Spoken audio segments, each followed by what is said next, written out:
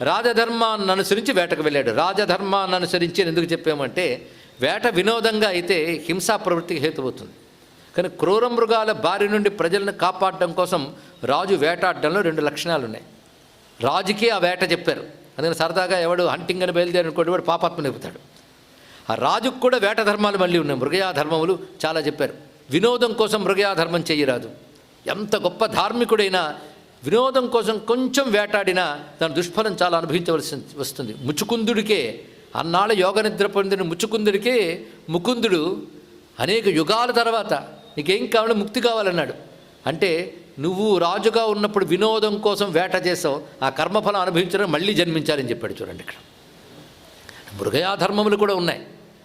అయితే వేట ఎందుకు రాజే చేయాలి తెలియాలి కదా. ఒకటి ప్రజల్ని రక్షించడం ఒక బాధ్యత. రెండవది ఆయన యుద్ధాదుల్లో శత్రువులు నిగ్రహించాలి. శత్రువులను నిగ్రహించినప్పుడు కావలసిన పరాక్రమం చూపించడానికి కానీ వ్యూహరచనకి కానీ వేట సహకరిస్తుంది.